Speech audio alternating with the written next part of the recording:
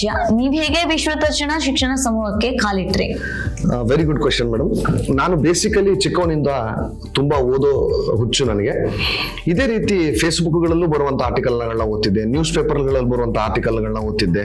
So ಸಾಕಷ್ಟು ಓದದ ಫ್ರೆಂಡ್ಸ್ಗಳು ನನಗೆ ಇರೋದ್ರಿಂದ ಯಾರೋ ಒಬ್ರು ಸಜೆಸ್ಟ್ ಮಾಡಿದ್ರು, ಹರಿಪ್ರಕಾಶ್ ಕೋಣಿಮನೆ ಅವರು ಬರೆಯುವಂತ ಆರ್ಟಿಕಲ್ಗಳನ್ನ ನೀನು ಓದು ಅಂದ್ರು. ಸೊ ನಾನು ಅವ್ರ ಆರ್ಟಿಕಲ್ಗಳನ್ನ ಫೇಸ್ಬುಕ್ ಅಲ್ಲಿ ಮತ್ತು ಬರ್ತಾ ಇರುವಂತ ಸಾಕಷ್ಟು ಸಾಮಾಜಿಕ ಜಾಲತಾಣಗಳಲ್ಲಿ ಓದ್ತಾ ಹೋದಾಗ ಹಾಗೆ ಅವರಿಗೆ ಒಂದು ಮೆಚ್ಚುಗೆ ಕೊಡುತ್ತಾ, ಅವರಿಗೆ ಕಮೆಂಟ್ ಮಾಡ್ತಾ, ಸೊ ಹೀಗೆ ನನ್ನ ಮತ್ತು ಹರಿಪ್ರಕಾಶ್ ಕೋಣಿಮನೆ ಅವರ ಗೆಳೆತನ ಬೆಳೀತಾ ಬಂತು. ಸೊ ನಾನು ಮಾಡ್ತಿರುವಂತ ಕೆಲಸವನ್ನು ನೋಡಿ ಹರಿಪ್ರಕಾಶ್ ಅವರು ವಿಶ್ವದರ್ಶನ ಎಜುಕೇಶನ್ ಸೊಸೈಟಿ ಒಂದ್ಸಾರಿ ಬಂದು ಭೇಟಿ ನೀಡಿ ಅಂತ ಹೇಳಿದ್ರು. ಹಾಗಾಗಿ ನಾನು ವಿಶ್ವದರ್ಶನ ಎಜುಕೇಶನ್ ಸೊಸೈಟಿ ಯಲ್ಲಾಪುರದಲ್ಲಿ ಇವತ್ತು ನನ್ನ ಸಲಹಾ ಕಾರ್ಯಕ್ರಮಗಳನ್ನ ಮಾಡ್ತಾ ಇರ್ತೀನಿ. ಸರ್, ವಿಶ್ವದರ್ಶನ ಶಿಕ್ಷಣ ಸಂಸ್ಥೆಯ ಬಗ್ಗೆ ನಿಮ್ಮ ಅನಿಸಿಕೆ ಏನು ಸರ್? ಮೇಡಮ್, ನಾನು ಫಸ್ಟ್ ಯಲ್ಲಾಪುರಕ್ಕೆ ಕಾಲಿಟ್ಟಾಗ ನಾನಿಲ್ಲಿ ಕೇವಲ ಒಬ್ಬ ಸಲಹೆಗಾರನಾಗಿ ಮತ್ತು ವಿದ್ಯಾರ್ಥಿಗಳಿಗೆ ಕೆಲವು ಕ್ಯಾಂಪಸ್ ಸಂದರ್ಶನಗಳ ಬಗ್ಗೆ ಮಾಹಿತಿ ಕೊಡೋಣ ಅಂತ ಬಂದೆ. ವಿಶ್ವದರ್ಶನ ಎಜುಕೇಶನ್ ಸೊಸೈಟಿ ಇಲ್ಲಿ ನೋಡಿದ ಮೇಲೆ ನಾನು ತುಂಬಾನೇ ಖುಷಿ ಆಯ್ತು.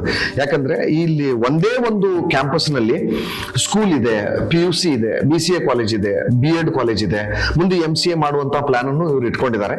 ಸೊ ಹಾಗಾಗಿ ನಾನು ಸ್ವಾಭಾವಿಕವಾಗಿಯೇ ಈ ಕ್ಯಾಂಪಸ್ಸಿನ ಬಗ್ಗೆ ಬಹಳಷ್ಟು ಗೌರವ ಬಂತು ನನಗೆ. ಒಂದು ಎರಡನೇದ್ದು, CBSE ಸ್ಕೂಲ್ ನಲ್ಲಿ ಇವರು 24 ಮತ್ತು 25ನೇ ವರ್ಷದಲ್ಲಿ ಪರೀಕ್ಷೆ ಬರೆದಂತ ಎಲ್ಲಾ ವಿದ್ಯಾರ್ಥಿಗಳು ಸಹ ಒಳ್ಳೆಯ ಪರ್ಫಾರ್ಮೆನ್ಸ್ ಮತ್ತು ಫಲಿತಾಂಶವನ್ನು ಕೊಟ್ಟಿದ್ದಾರೆ.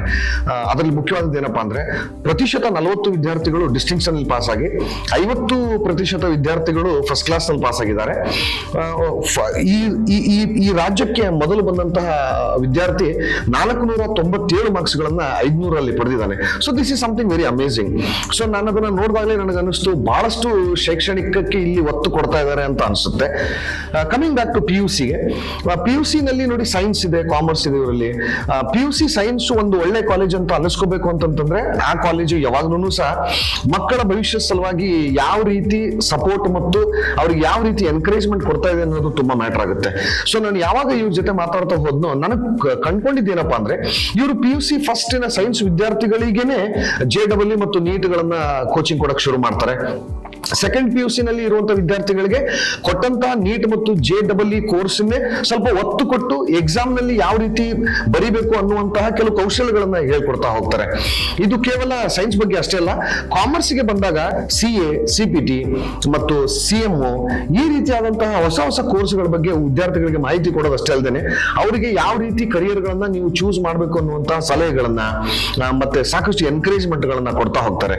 ಸೊ ಮತ್ತು ಕಾಮರ್ಸ್ ಮತ್ತು ಸೈನ್ಸ್ ಎರಡೂ ಸಂಸ್ಥೆಗಳಲ್ಲಿ ಕಾಂಪಿಟೇಟಿವ್ ಎಕ್ಸಾಮಿನೇಷನ್ ಗಳನ್ನ ಪಾಸ್ ಮಾಡಿ ವೃತ್ತಿಪರ ಕೋರ್ಸ್ ಗಳನ್ನ ಪಡೆಯುವ ಸಲುವಾಗಿ ಯಾವ್ಯಾವ ರೀತಿಯಾದಂತಹ ಎನ್ಕರೇಜ್ಮೆಂಟ್ ಬೇಕೋ ಅದನ್ನ ಕೊಡ್ತಾ ಇರೋದ್ರಿಂದ ಇವರ PUC ಕಾಲೇಜ್ ಬಗ್ಗೆ ಸ್ವಾಭಾವಿಕವಾಗಿ ನನಗೆ ತುಂಬಾ ಖುಷಿ ಆಯ್ತು.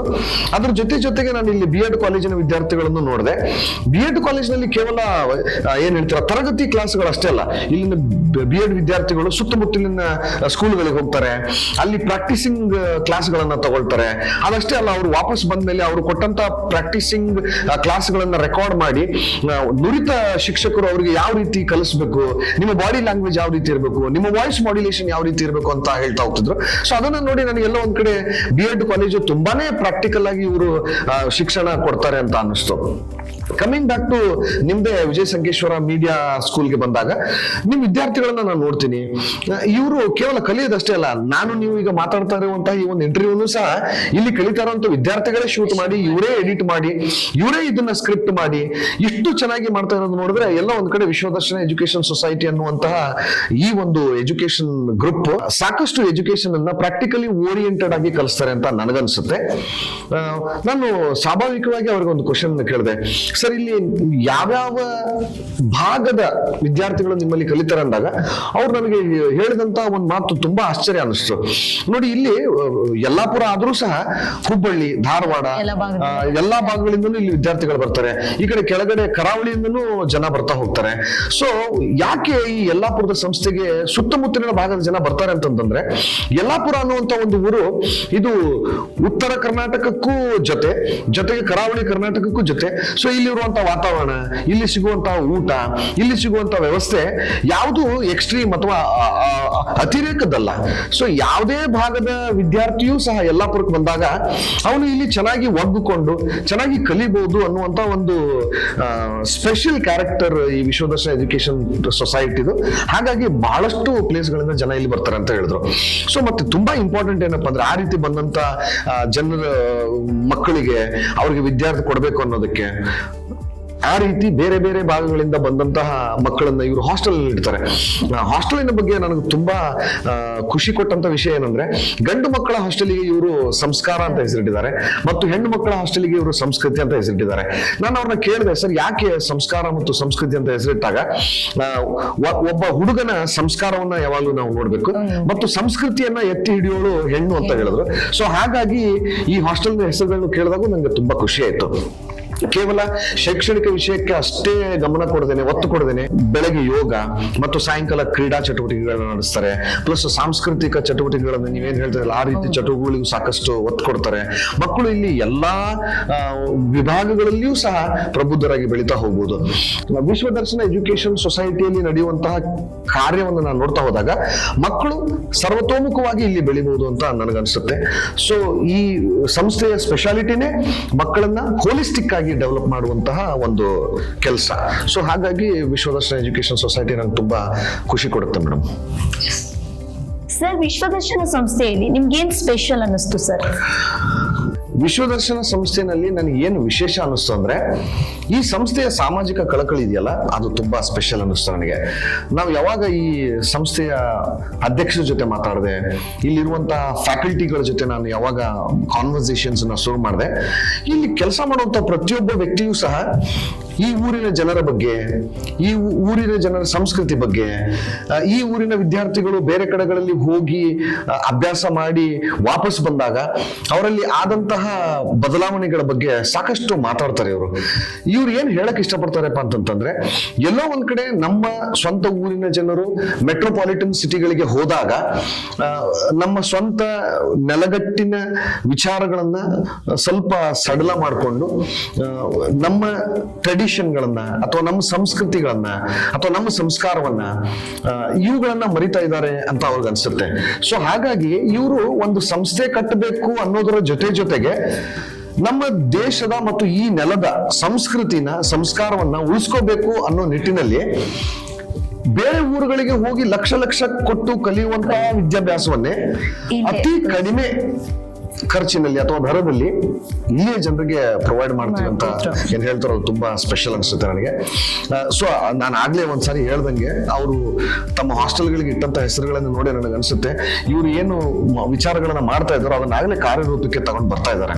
ನೀವು ಇನ್ನೊಂದು ಸ್ಪೆಷಾಲಿಟಿ ಈ ಸ್ಕೂಲ್ ನಲ್ಲಿ ಏನು ನೋಡಬಹುದಪ್ಪ ಅಂತಂತಂದ್ರೆ, ಇಲ್ಲಿ ಇರುವಂತಹ ಪ್ರತಿಯೊಂದು ಸ್ಕೂಲಿನ ಟೀಚರ್ಸು, ಕಾಲೇಜಿನಲ್ಲಿ ಕಲಿಸುವಂತಹ ಉಪನ್ಯಾಸಕರು ಮಕ್ಕಳನ್ನ ಅತಿ ಪ್ರೀತಿಯಾಗಿ ತಮ್ಮ ಮನೆಯ ಮಕ್ಕಳ ತರಾನೇ ಅವ್ರನ್ನ ಟ್ರೀಟ್ ಮಾಡೋದು, ಅವ್ರ ಜೊತೆ ಮಾತಾಡೋದು, ಅವ್ರಿಗೆ ಸಲಹೆಗಳನ್ನು ಕೊಡ್ತಾ ಹೋಗೋದು, ಆ ಪ್ರತಿಯೊಬ್ಬ ವಿದ್ಯಾರ್ಥಿಯ ಪ್ರಾಬ್ಲಮ್ಗಳನ್ನ, ಇಶ್ಯೂಗಳನ್ನ ಅಡ್ರೆಸ್ ಮಾಡೋದು, ಅವ್ರನ್ನ ಕರೆದು ಮಾತನಾಡಿಸೋದು ನೋಡ್ತಾ ಹೋದಾಗ ಇದೊಂದು ವಿದ್ಯಾಸಂಸ್ಥೆ ಅನ್ನುವಂತಹ ಗುಣದ ಜೊತೆಗೆ ಆ ಒಂದು ಭಾವೈಕ್ಯತೆ ಮತ್ತು ನಮ್ದು ಅನ್ನುವಂತಹ ಮನೋಭಾವನೆನ ಮಕ್ಕಳಿಗೆ ಏನ್ ಬೆಳೆಸ್ತಾ ಇದೆಯಲ್ಲ, ಅದು ತುಂಬಾ ವಿಶೇಷ ಅನಿಸ್ತು ಮೇಡಮ್ ನನಗೆ.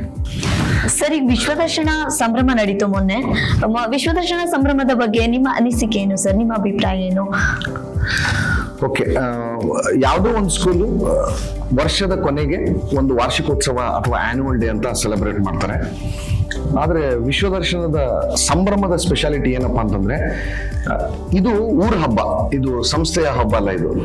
ಸೊ ವಿಶ್ವದರ್ಶನ ಸಮೂಹ ಸಂಸ್ಥೆಗಳು ಇರುವಂತಹ ಈ ಒಂದು ವಿಶ್ವದರ್ಶನ ಎಜುಕೇಶನ್ ಸೊಸೈಟಿ ಏನಿದೆಯೋ, ಇದು ಸಂಭ್ರಮ ಅನ್ನುವಂತ ಒಂದು ಕಾರ್ಯಕ್ರಮನ ಆನ್ಯುವಲ್ ಡೇ ಅಷ್ಟೇ ಅಲ್ಲದೆ ಊರ ಹಬ್ಬ ಅಂತಾನೆ ಆಚರಿಸುತ್ತೆ. ಯಾಕಪ್ಪ ಅಂದ್ರೆ, ಕರ್ನಾಟಕದಲ್ಲಿ ಇರುವಂತಹ ವಿಧವಾದಂತಹ ಟ್ಯಾಲೆಂಟ್ಗಳನ್ನ ಒಂದೇ ವೇದಿಕೆ ಮೇಲೆ ತಗೊಂಡು ಬಂದು ಇಲ್ಲಿ ಇರುವಂತಹ ಜನರಿಗೆ ಕರ್ನಾಟಕದ ಬಹಳಷ್ಟು ಸಾಕಷ್ಟು ವಿಧವಾದಂತಹ ಕಲೆಗಳನ್ನ ಪರಿಚಯಿಸುವಂತ ಪ್ರಯತ್ನ ಸಂಭ್ರಮದಲ್ಲಾಗುತ್ತೆ. ಫಾರ್ ಎಕ್ಸಾಂಪಲ್, ನೀವು ಸಂಭ್ರಮ ಅಂತ ಏನು ಈ ಕಾರ್ಯಕ್ರಮ 2 ದಿನ ನಡೆಯುತ್ತೋ, ಇಲ್ಲಿ ನೀವು ಬಂದು ನೋಡಿದ್ರೆ ಇಲ್ಲಿ ನಿಮಗೆ ಭರತನಾಟ್ಯ ಸಿಗುತ್ತೆ, ಸಂಗೀತ ಸಿಕ್ಕುತ್ತೆ, ಕಲೆ ಸಿಕ್ಕುತ್ತೆ, ಭಾಷಣಗಾರ ಸಿಗ್ತಾರೆ, ಚಂಡೆ ಸಿಕ್ಕುತ್ತೆ, ಯಕ್ಷಗಾನ ಸಿಕ್ಕುತ್ತೆ, ಕಥಕ್ ಸಿಕ್ಕುತ್ತೆ, ಒಳ್ಳೆಯ ಸಂವಾದಗಳು ಇಲ್ಲಿ ನಡೀತಾ ಹೋಗ್ತವೆ ಮತ್ತು ಈಗಿನ ಯಂಗರ್ ಜನರೇಷನ್ಗೆ ಏನ್ ಬೇಕೋ ಆ ರೀತಿಯಾದಂತಹ ಸಾಂಸ್ಕೃತಿಕ ಕಾರ್ಯಕ್ರಮಗಳು ಇಲ್ಲಿ ನಡೀತಾ ಹೋಗ್ತವೆ.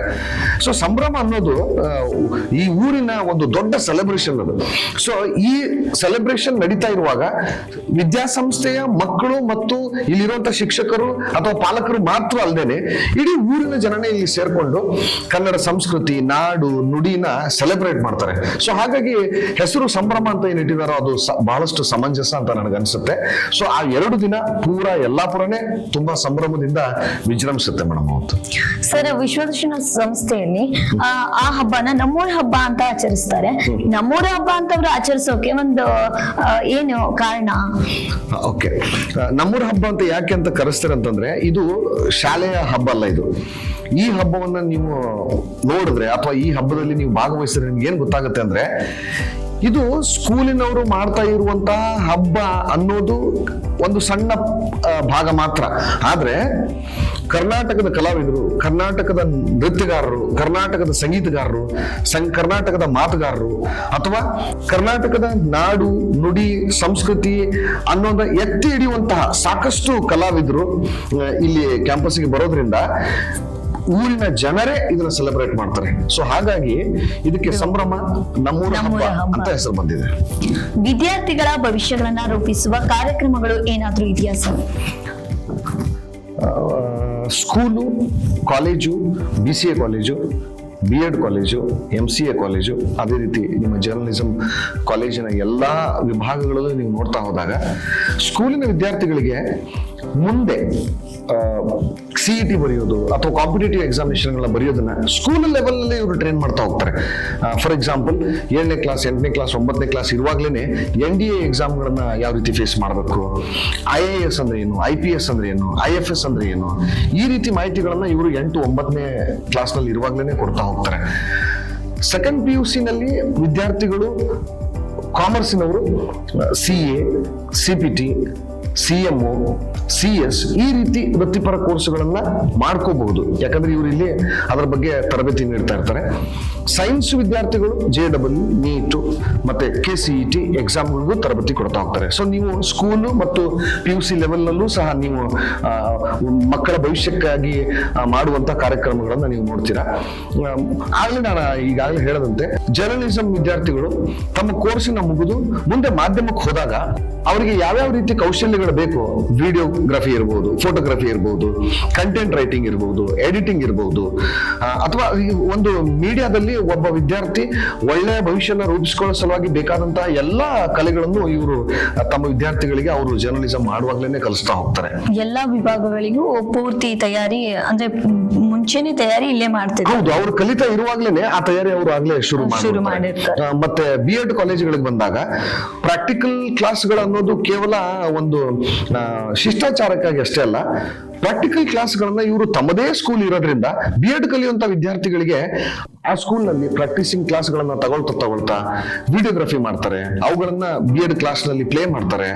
ಸೊ ನುರಿತ ಮತ್ತು ಅವರ ಗುರುಗಳು ಕೂತ್ಕೊಂಡು ಅವುಗಳನ್ನ ಎಲ್ಲವನ್ನ ನೋಡ್ತಾ ಹೋಗಿ ಯಾವ್ಯಾವ ರೀತಿಯಾದಂತ ಬಾಡಿ ಲ್ಯಾಂಗ್ವೇಜ್ ನಿಮ್ಗೆ ಇರಬೇಕು, ಕಂಟೆಂಟ್ ಅನ್ನು ಯಾವ ರೀತಿ ಡೆಲಿವರ್ ಮಾಡಬೇಕು, ವಾಯ್ಸ್ ಮಾಡ್ಯುಲೇಷನ್ ಯಾವ ರೀತಿ ಇರಬೇಕು, ಒಬ್ಬ ಟೀಚರ್ಗೆ ಬೇಕಾದಂತಹ ಎಲ್ಲಾ ಕೌಶಲ್ಯಗಳು ಯಾವ್ಯಾವು ಅನ್ನೋದನ್ನ ತಿಳಿಸೋದಷ್ಟೇ ಅಲ್ಲದೆ ಅವುಗಳನ್ನ ತುಂಬಾ ನೀಟಾಗಿ ಮಕ್ಕಳಿಗೆ ಪ್ರಾಕ್ಟಿಕಲಿ ತಿಳಿಸ್ತಾ ಹೋಗ್ತಾರೆ.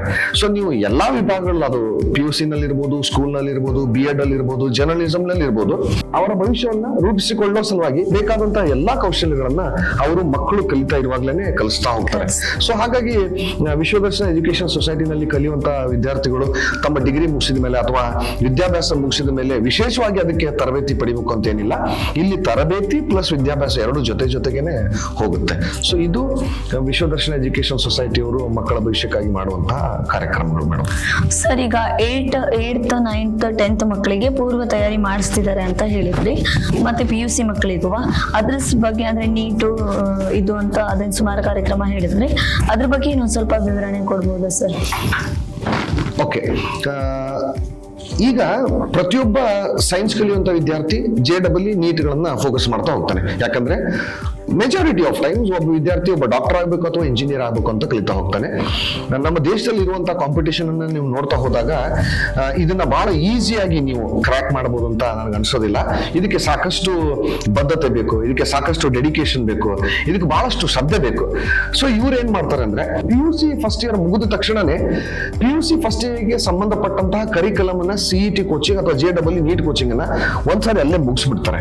ವಿದ್ಯಾರ್ಥಿಗಳು ಸೆಕೆಂಡ್ PUC ನಲ್ಲಿ ಇರುವಾಗ ಚಾಪ್ಟರ್ ವೈಸ್ ನಾರ್ಮಲ್ ಸಿಲೆಬಸ್ ಜೊತೆಗೇನೆ JEE ನೀಟ್ ಅನ್ನು ಸಹ ಇವರು ಸೈಮಲ್ಟೇನಿಯಸ್ಲಿ ಟೀಚ್ ಮಾಡ್ತಾ ಹೋಗ್ತಾರೆ. ಸೊ ಇವರು ಮಾರ್ಚ್ ಏಪ್ರಿಲ್ ಗಳಲ್ಲೇ ವಿದ್ಯಾರ್ಥಿಗಳಿಗೆ ಈ ರೀತಿ ತರಬೇತಿಗಳನ್ನ ಕೊಡ್ತಾ ಹೋಗೋದ್ರಿಂದ ಒಬ್ಬ ವಿದ್ಯಾರ್ಥಿ ನವೆಂಬರ್ ಅಥವಾ ಡಿಸೆಂಬರ್ ಎಂಡ್ಗಾಗ್ಲೇನೆ JEE ನೀಟ್ ಅನ್ನ ಬರೆಯುವಂತಹ ಒಂದು ಕೌಶಲ್ಯವನ್ನು ಅವನು ಆಲ್ರೆಡಿ ಪಡೆದಿರ್ತಾನೆ, ಅವ್ರಿಗೊಂದು ಕೆಪಾಸಿಟಿ ಬಿಲ್ಡ್ ಆಗಿರುತ್ತೆ. ಸೊ ಈ ಕೋಚಿಂಗ್ ಅವರಿಗೆ ಕಂಟಿನ್ಯೂಸ್ ಆಗಿ ಸಿಲೆಬಸ್ ಜೊತೆಗೇನೆ ಸೈಮಲ್ಟೇನಿಯಸ್ ಆಗಿ ಹೋಗ್ತಾ ಇರೋದ್ರಿಂದ ಈ ವಿದ್ಯಾಸಂಸ್ಥೆಯಲ್ಲಿ ಕಲಿಯುವಂತ ವಿದ್ಯಾರ್ಥಿಗಳಿಗೆ JEE ನೀಟ್ ಅನ್ನೋದು ಅಷ್ಟು ಕಷ್ಟ ಅಂತ ನನಗೆ ಅನ್ಸೋದಿಲ್ಲ. ಸೊ ನೀವು ಇಲ್ಲಿರೋ ಮಕ್ಕಳನ್ನು ನೀವು ಮಾತಾಡ್ತಾ ಹೋದಾಗ majority of them are looking for career in medical or in engineering. I find lot of confidence in them. ಅವರಲ್ಲಿ ಸಾಕಷ್ಟು ಕಾನ್ಫಿಡೆನ್ಸ್ ನ ನೀವು ಕಾಣಬಹುದು. ಇಟ್ ಈಸ್ ಆಬ್ವಿಯಸ್ ಬಿಕಾಸ್ ಈ ಇನ್ಸ್ಟಿಟ್ಯೂಷನ್ ಅಷ್ಟು ಬದ್ಧತೆಯಿಂದ ಅವರಿಗೆ PUC 1 ಇರುವಾಗ್ಲೇನೆ, ಸ್ಕೂಲ್ ನಲ್ಲಿ ಇರುವಾಗ್ಲೇನೆ ಅಥವಾ ಅವರು ಡಿಗ್ರಿ ಮಾಡ್ತಾ ಇರುವಾಗ್ಲೇನೆ ಅವ್ರಿಗೆ ಯಾವ್ಯಾವ ರೀತಿಯಾದಂತಹ ಕೌಶಲ್ಯಗಳು ಬೇಕು, ಟ್ರೈನಿಂಗ್ಗಳು ಬೇಕು, ತರಬೇತಿಗಳು ಬೇಕು, ಅವುಗಳನ್ನ ಕೊಡ್ತಾ ಹೋಗ್ತಾರೆ. ಸರ್, ಇಷ್ಟೆಲ್ಲಾ ಕಾರ್ಯಕ್ರಮ ಮಾಡೋದು ಸುಲಭದ ಮಾತಾ ಇದು? Very good question madam. ಒಂದು ಸಂಸ್ಥೆನ ನೀವು ಬಿಲ್ಡಿಂಗು ಅಥವಾ ಅದರ ಪೀಠೋಪಕರಣಗಳು ಅಥವಾ ಅದರ ಗ್ರೌಂಡ್ ಈ ರೀತಿ ಐಡೆಂಟಿಫೈ ಮಾಡೋದು ಅಷ್ಟು ಸಮಂಜಸ ಅಲ್ಲ. ಒಂದು ಸಂಸ್ಥೆ ತುಂಬಾ ಚೆನ್ನಾಗಿದೆ ಅಂತಂದ್ರೆ ಎಲ್ಲೋ ಒಂದು ಕಡೆ ಪರೋಕ್ಷವಾಗಿ ಅಥವಾ ಅಪರೋಕ್ಷವಾಗಿ ಜನ ಅಲ್ಲಿ ಕೆಲಸ ಮಾಡುವಂತಹ ಸಿಬ್ಬಂದಿಗಳ ಬಗ್ಗೆನೇ ಮಾತಾಡ್ತಾರೆ. ಸೊ ನಾನು ಹೇಳೋದಿಷ್ಟೇ, ಸಿಬ್ಬಂದಿ, ಸಂಸ್ಥೆ ಸಿಬ್ಬಂದಿ, ಇವೆಲ್ಲ ಕಾರ್ಯಕ್ರಮಗಳ ಬಗ್ಗೆ ನಾನು ಏನ್ ಮಾತಾಡೋದು, ಇವುಗಳನ್ನ ತುಂಬಾ ಅಚ್ಚುಕಟ್ಟಾಗಿ ನಡ್ಸ್ಕೊಂಡು ಹೋಗೋದಕ್ಕೆ ಒಳ್ಳೆ ಸಿಬ್ಬಂದಿ ಬೇಕು. ಸೊ ನೀವು ವಿಶ್ವದರ್ಶನ ಎಜುಕೇಶನ್ ಸೊಸೈಟಿಯ ಸ್ಕೂಲ್ ನೀವು ಅಬ್ಸರ್ವ್ ಮಾಡಿ, PUC ನೀವು ಅಬ್ಸರ್ವ್ ಮಾಡಿ, ಅಥವಾ ಯಾವುದೇ ಕೋರ್ಸ್ಗಳನ್ನು ನೀವು ತಗೊಳ್ಳಿ, ಇಲ್ಲಿರುವಂತಹ ಪ್ರತಿಯೊಬ್ಬ ಉಪನ್ಯಾಸಕರಾಗಿರ್ಬೋದು ಅಥವಾ ಸ್ಕೂಲಿನ ಶಿಕ್ಷಕರಾಗಿರ್ಬೋದು very well qualified. So qualification is minimum requirement. ಅದು ಒತ್ತಟ್ಟಿಗಿಟ್ಟು ನೀವು ಇನ್ನೊಂದು ನೋಡ್ಬೋದು, ಈ ವಿದ್ಯಾರ್ಥಿಗಳನ್ನ ನಾನು ರೂಪಿಸಬೇಕು ಅನ್ನುವಂತಹ ಡೆಡಿಕೇಶನ್, ಶ್ರದ್ಧೆ, ಅಷ್ಟು ಪ್ರೀತಿ ಶಿಕ್ಷಕರಿಗೆ ಮತ್ತು ಉಪನ್ಯಾಸಕರಿಗೆ ಬೇಕು. ಸೊ ನಾನು ಅಬ್ಸರ್ವ್ ಮಾಡಿದ್ದು ಏನಪ್ಪಾ ಅಂತಂದ್ರೆ, ಇವೆಲ್ಲಾ ಕಾರ್ಯಕ್ರಮಗಳ ಬಗ್ಗೆ ನಾನು ಏನು ಮಾತಾಡೋದು, ಇವೆಲ್ಲವೂ ಸಹ ಒಳ್ಳೆಯ ಸಿಬ್ಬಂದಿ ಇದ್ದರೆ ಮಾತ್ರ ಸಾಧ್ಯ. ಸೊ ಒಳ್ಳೆಯ ಸಿಬ್ಬಂದಿಯ ಜೊತೆಗೆ ಈ ಸಂಸ್ಥೆ ಆ ಸಿಬ್ಬಂದಿ ಸಾಕಷ್ಟು ಇಫೆಕ್ಟಿವ್ ಆಗಿ ಈ ರೀತಿಯಾದಂತಹ ಕಾರ್ಯಕ್ರಮಗಳನ್ನು ಇಂಪ್ಲಿಮೆಂಟ್ ಮಾಡೋ ಸಲುವಾಗಿ ಬೇಕಾದಂತಹ ಇನ್ಫ್ರಾಸ್ಟ್ರಕ್ಚರ್, ಇವರ ಕ್ಲಾಸ್ ರೂಮ್ಸ್ಗಳು, ಆಡಿಯೋ ವಿಜುವಲ್ ಕ್ಲಾಸ್ ರೂಮ್ಗಳು, ಇವುಗಳನ್ನೆಲ್ಲ ನೀವು ಇಲ್ಲಿ ನೋಡಬಹುದು. ಸೊ ಹಾಗಾಗಿ ಈ ಕಾರ್ಯಕ್ರಮಗಳನ್ನ ಮಾಡೋದು ಸಿಬ್ಬಂದಿ ಮತ್ತು ಇನ್ಫ್ರಾಸ್ಟ್ರಕ್ಚರ್ ಎರಡು ಚೆನ್ನಾಗಿದ್ದಾಗ ಮಾತ್ರ. ಸೊ ಇವರು ಇಷ್ಟು ಸಕ್ಸಸ್ಫುಲ್ ಆಗಿ ಇದನ್ನ ಮಾಡ್ತಾ ಇದಾರೆ ಅಂತಂದ್ರೆ obviously this people have got a wonderful faculty team and infrastructure is also quite impressive. Okay sir, ಕಾರ್ಯಕ್ರಮದ ಕೊನೆಯಲ್ಲಿ ನಿಮ್ದೊಂದೆರಡು ಮಾತುಗಳು. ಮೇಡಮ್, ಕೊನೆಯದಾಗಿ ನಂದು 2-3 ಮಾತಷ್ಟೇ. ನನ್ನನ್ನ ಈ ಕಾರ್ಯಕ್ರಮ ಕರೆದಿದ್ರ, ಇಂಟರ್ವ್ಯೂ ಮಾಡಿದ್ರ, ತುಂಬಾ ಥ್ಯಾಂಕ್ಸ್. ವಿಶ್ವದರ್ಶನ ಸಂಸ್ಥೆಗೆ ಒಳ್ಳೇದಾಗ್ಲಿ. ಇವ್ರು ಮಾಡ್ತಾ ಇರುವಂತಹ ಎಲ್ಲಾ ಕೆಲಸಗಳು ಸಾಕಾರಗೊಳ್ಳಿ. ಇವರು ಸಂಸ್ಕೃತಿ, ಸಂಸ್ಕಾರ, ಶ್ರದ್ಧೆ, ದೇಶದ ಮತ್ತು ನೆಲದ ಬಗ್ಗೆ ಇಟ್ಟಿರುವಂತಹ ಪ್ರೀತಿ, ಇವೆಲ್ಲವುಗಳನ್ನ ನಾನು ನೋಡ್ತಾ ಹೋದಾಗ ಈ ಸಂಸ್ಥೆ ಬೆಳೆಯೋದ್ರಲ್ಲಿ ಎರಡು ಮಾತೇ ಇಲ್ಲ. ಸೊ ವಿಶ್ವದರ್ಶನ ವಿದ್ಯಾಸಂಸ್ಥೆ ಸಾಕಷ್ಟು ಬೆಳೀಲಿ. ಇಲ್ಲಿ ಕಲಿತಿರುವಂತಹ ಪ್ರತಿಯೊಬ್ಬ ವಿದ್ಯಾರ್ಥಿಗಳ ಭವಿಷ್ಯಗಳು ಸಹ ಉಜ್ವಲವಾಗಲಿ. Thank you so much madam. Thanks a lot. Sir, ಕಾರ್ಯಕ್ರಮಕ್ಕೆ ಬಂದಿದ್ದಕ್ಕೆ ನಿಮಗೂ ಧನ್ಯವಾದಗಳು. Thank you so much madam. Thanks a lot. ಇವಿಷ್ಟು ಮಾಹಿತಿಗಳನ್ನು ನಾವು ಆರೋಗ್ಯ ಸ್ವಾಮಿ ಸರ್ ಕಡೆಯಿಂದ ತೆಗೆದುಕೊಂಡ್ವಿ. ಇನ್ನಷ್ಟು ಇದೇ ರೀತಿಯ ಮಾಹಿತಿಗಳಿಗಾಗಿ ನೋಡ್ತಾ ಇರಿ ಡಾಕ್ಟರ್ ವಿಜಯ ಸಂಕೇಶ್ವರ್ ಮೀಡಿಯಾ ಸ್ಕೂಲ್ ಯಲ್ಲಾಪುರ.